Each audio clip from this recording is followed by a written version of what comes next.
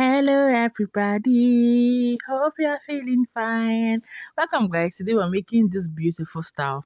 First off, we're going to fold our fabric into two using your nape to sleeve length. For this project, it is 16 inches. And nape to sleeve length is just the measurement from behind your neck, that's the nape of the neck, to your desired sleeve length.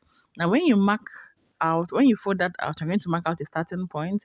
Then I'm going to mark the length for the 3/4 piece, and it is 34 inches. So after that, I'm going to mark out my chest line, and for this project it is the bust measurement divided by 4 minus 1. So it's not the regular chest line. So the chest line for this one is bust divided by 4 minus 1. After marking that, on this chest line I'm going to mark.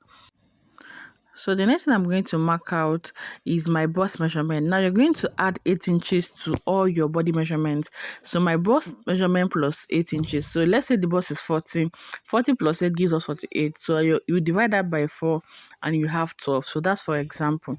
So whatever you have as your bust measurement, add 8 inches to it, then divide by 4. That's how you're going to get the ease and your seam allowance that you need to add to this dress. So I've marked my bust plus 8 inches divided by 4.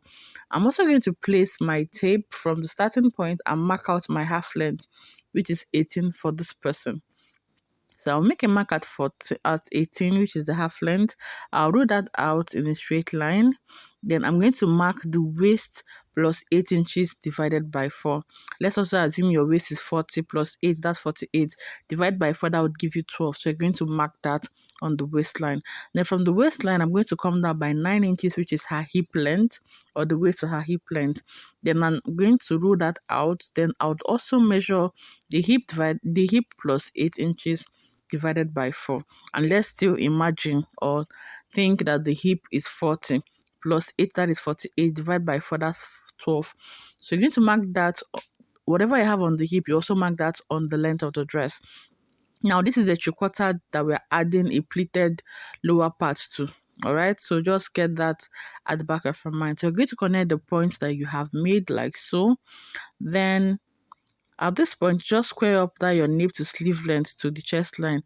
Then just curve inwards like this. No measurement for this, just come inwards like this. And you have it. The next thing we're going to do is to negotiate what we want for the neckline. And for the neck width, I want it to be 4 inches. Then the neck depth 4 inches as well. This is for the front side of this dress. So we're going to just curve out. And for this product, you do not really require your shoulder slope or shoulder slant. So afterwards, I'm going to start cutting out this dress. Like I always say, if you do not cut, you won't have a cloth. So if you're new to the channel, I say a big welcome to you. Thank you for joining us today. I hope you love what we are doing, and if you do, please like this video, share it so that other persons can see it and come join the family. And also, I'm begging, please try to subscribe to my channel. It will mean a whole lot to me. And to my returning subscribers, the people that make it happen, I appreciate you guys. I do not take your love for granted. Thank you for always turning up for Nani. Right, so after cutting that, this is the back piece. I folded my fabric into 2, but for this one, I'm adding 1 inch because the customer said, I want to add zip allowance. I want to add zip at the back. I don't know how I'm going to wear this without zip.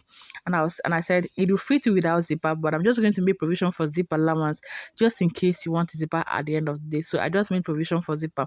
Believe me, you do not need to add zipper allowance at the back. This is just customer's preference. Right, so just place the fabric on the back. The difference would be the neckline. The neckline for this one is, the neck width is 4 inches and the depth is 2 inches. You're going to cut out exactly what we have on the front. Okay, like I said, this person just was paranoid. She didn't know what to do, how to wear the dress without zipper at the back. Even after I had promised that you're going to be fine without the zipper at the back, she still was doubtful. So I decided to create room for zipper so that at the end of the day, if she still feels like it would have been better if I added the zipper, I would have said no problem. I would say no problem. There's provision for zipper allowance. Let me just put a zipper for you. This is how we avoid some of these troubles that these customers come with. Now you're going to cut this out, and this is what we have. All right. That's not what we have yet. I'm still cutting the lower part. So cut through the lower part like so. Then this is it. All right, so then the next thing to do is open up a zipper allowance. Of course, if you'd be adding a zipper to it, and when you're done doing that, you're also going to go ahead and notch it at the upper part and at the lower part so that it identifies your zip allowance when you're sewing. Now when you're done, you're going to go to your sewing machine and start coupling. First off, you're going to place the front and the back together, right sides facing right sides, and you're going to go and sew the shoulder area. Okay, so join the shoulder of the front and the back.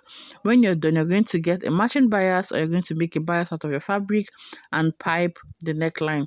When you're done piping the neckline, you can see that I've piped the neckline. That I did after joining the shoulder. You can go ahead and join the zipper allowance at the back, fixing your zipper if you need to.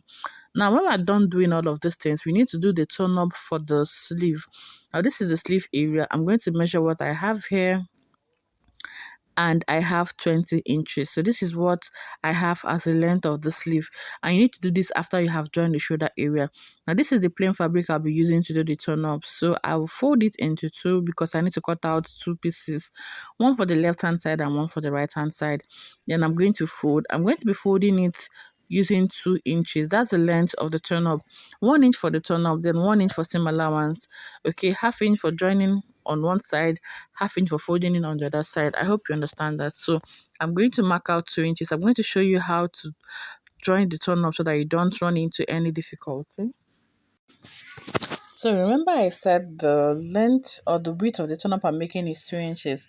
So I'm going to go ahead and mark out 2 inches. Then the length of the turn up is obviously 20 inches, just like we measured on the fabric. Okay, so I've marked out to 2 inches. I'm just going to measure out 20 inches. I would add 1 inch to it just in case, but it is 20 inches. Okay, so I'm going to make sure that I have 2 inches as the width of the fabric. I'll go ahead and connect this so that it will be on a straight line, so that when I cut, I'll cut it exactly as it should be. Right, so we're just going to go ahead and cut this out. So I'll go ahead and cut out, you can see. So after cutting it out, I'm just going to go ahead and open it up because we need two pieces for this, one for the left hand and one for the right hand. So I'll go ahead and open it up, and this is it. So you go ahead and notch up and down, okay? Fold it into two, notch the middle. Then I'm going to place it from the inside, okay, from the wrong side of the fabric. I'm going to match up the notch with the midpoint of the shoulder, okay? Match up the notched area with the midpoint of the shoulder. Then you go ahead and pin it. Then after pinning, you're going to sew it down with ½ inch seam allowance, okay? That's why I added 1 inch allowance to the turn up. Initially, the turn up was supposed to be 1 inch. So this is what we're doing with the first ½ inch that we've added. Remember, the turn up is 1 inch, but I made it 2 inches. So 1 inch for the turn up, then we're using ½ inch from the extra 1 inch we added. I'll still show you what you do with the other 1 inch when you're done sewing it like this. So like I said, from the wrong side, guys, from the wrong side, you know that you notched the midpoint of your turn up, of the fabric for the turn up. Okay, so match up the midpoint of that fabric with the midpoint of the shoulder. Okay, then you go and sew using ½ inch seam allowance. So we're going to do that on the sewing machine. I'll come back and show you the next thing you're going to do. Now after sewing that, this is what we have. You're going to make sure that you top stitch on it, top stitch on the fabric, okay, so that it lays really flat. Then you're going to now fold ½ inch inwards. You're going to either use your iron to lay it flat, or if you can maneuver it with your hands, it's okay. Then when you're folding the ½ inch inside, you now pin it down to sew. So that's the use of the other ½ inch. So we've exhausted the 1 inch allowance that we've added now. What we now have is the 1 inch for the turn up, and you can see that. So you're going to go and pin it all around. Remember, fold ½ inch and pin. You can as well iron this down before you start pinning so that it's easy for you. But I'm pinning and I'm just folding and pinning at the same time. When I'm done, I'll just go and give everything a good press. Since foil became expensive, since it became expensive and NEPA refused to bring light, I've been working with my brain. I do my sewing and iron at the end of the day. I just make sure I give it a very good press. Even my overlocking, I do it, and I no longer on my generator to, overlock, to iron. I do all of those things and on the generator and do everything at the same time. So while I'm ironing or while I'm overlocking, somebody else is ironing so that we use the same feel. Now when you're done, you're going to fold the fabric right size facing right size, then take in your seam allowance, take in 1 inch for the inner seam allowance. So this is what we have at the end of the day. Remember, the seam allowance is 1 inch. You can use about 1.5 if you want, but 1 inch is fine. It's just going to help you with that freedom that you need. So the next thing I'm going to do is to cut out, you can see, next I'm going to do is to measure the lower part, because we need to add pleatings to the lower part. So I'm going to measure round this lower part. Whatever I have, I'm going to multiply that by 3, then cut it out. Then I'll plait it. Now for the measurement you need, you can see them. I have my fabric, I've cut it out. So you need to subtract your total dress length minus the 3/4 that you have made. So 43, which is the total dress length, minus the 3/4, which is 34, is 9 inches. I added 1 inch for hemming the bottom of the pleated part, then plus half inch to attach it. Okay, so that's what you need. So you go ahead and hem the lower part, then make your pleats, then attach it to the dress. Right, so I've attached the pleatings to the dress. It needs very good ironing at this point, but not to worry, we're going to give it a very good press. Okay, so you make sure that you pleat it very nicely and very neatly. Give it a good press at the end of the day. So you can see the turn up, everything is looking really beautiful. The only thing we haven't done here is the patch pocket. Now for your patch pocket, this is the fabric that you'll be working with. So the length of my patch pocket is 12 inches. Okay, I've already hemmed the lower parts. Okay, so I'm left with 11 inches.